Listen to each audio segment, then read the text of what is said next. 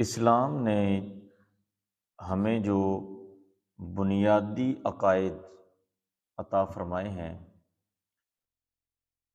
ان میں ایک عقیدہ ہے تقدیر۔ اب تقدیر کیا ہے؟ اللہ تبارک و تعالیٰ نے اس کی جو قسمیں ہیں ان قسموں میں ایک قسم ہے تقدیر مبرم۔ تقدیر مبرم کیا ہے کہ انسان کب پیدا ہوگا، کب مرے گا، وہ امیر ہوگا، غریب ہوگا، وہ بیمار ہوگا اور صحت یاب ہوگا۔ یہ ہے تقدیر مبرم، شقی ہوگا، سعید ہوگا، یہ تقدیر مبرم ہے۔ اور یہ یاد رکھیں کہ تقدیر مبرم نہیں ٹلتی۔ تقدیر مبرم وہ ہے جو اللہ تبارک و تعالیٰ نے لکھ دیا ہے، وہ اللہ کا فیصلہ ہے۔ تقدیر مبرم نہیں ٹلتی، وہ وارد ہو کے رہتی ہے۔ دوسری ہے تقدیر معلق، اسے کسی چیز کے ساتھ معلق کر دیا گیا ہے، لٹکا دیا گیا ہے۔ تقدیر معلق، جس طرح آپ نے سنا ہوگا کہ دعا کریں تو تقدیر بدل جائے گی، صدقہ دیں تو تقدیر بدل جائے گی، والدین کا حکم مانیں، ان کی تابعداری کریں تو تقدیر بدل جائے گی۔ یہ ہے تقدیر معلق۔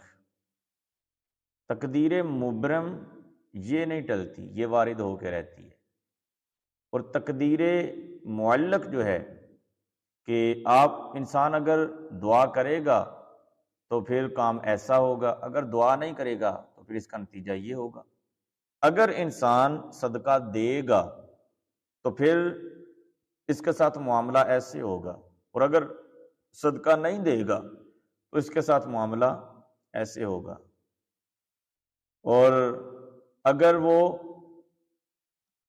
اللہ کی راہ میں خرچ کرتا ہے، صدقہ دیتا ہے، تو آپ نے یہ بھی سن رکھا ہے کہ صدقہ بلاؤں کو ٹال دیتا ہے۔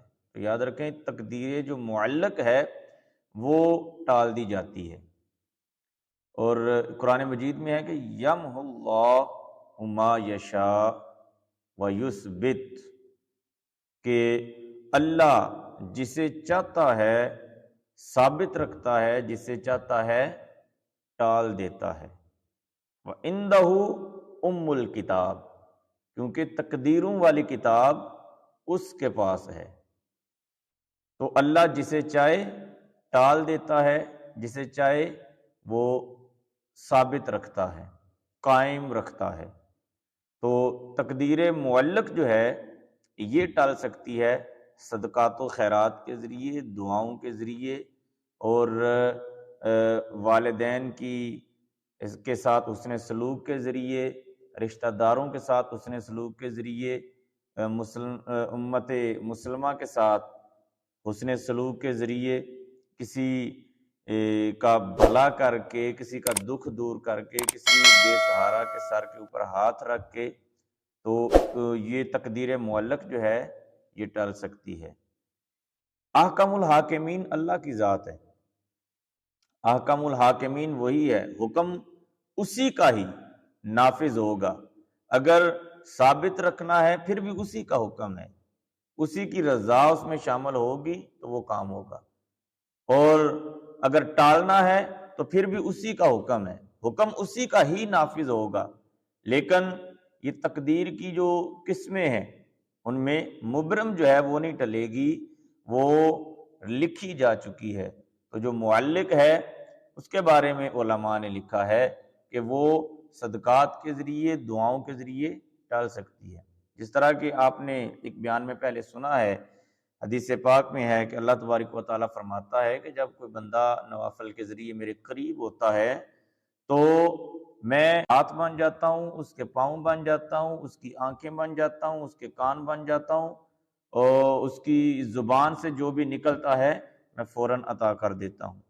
تو وہ تقدیر معلق ہی ہوتی ہے کہ بندہ اللہ کے حضور دعا کرتا ہے، اللہ تبارک و تعالیٰ اس کی دعا کا صدقہ وہ جو بلا ہے وہ ٹال دیتا ہے، وہ آزمائش ختم کر دیتا ہے، وہ رزق میں فراوانی عطا فرما دیتا ہے۔ تو یہ تقدیر معلق ہے، تقدیر مبرم اور تقدیر معلق۔ اور بھی تقدیر کی اقسام علماء نے بیان فرمائی ہیں، میں صرف ان دو کے اوپر ہی گفتگو کر رہا ہوں کہ تقدیر جو معلق ہے وہ ٹل سکتی ہے، اور قرآن مجید کی جو آیہ مبارکہ ہے وہ میں نے دوران خطبہ بھی پڑھی ہے، تو اس میں بتایا گیا ہے کہ وہ جسے چاہے ٹال سکتا ہے، جسے چاہے قائم رکھ سکتا ہے، کیونکہ تقدیروں والی کتاب اسی رب کے پاس ہے۔ تو بھلائی کرنے سے آنے والے مصیبتوں کو روکا جا سکتا ہے، صدقہ بلاؤں کو ٹال دیتا ہے، اور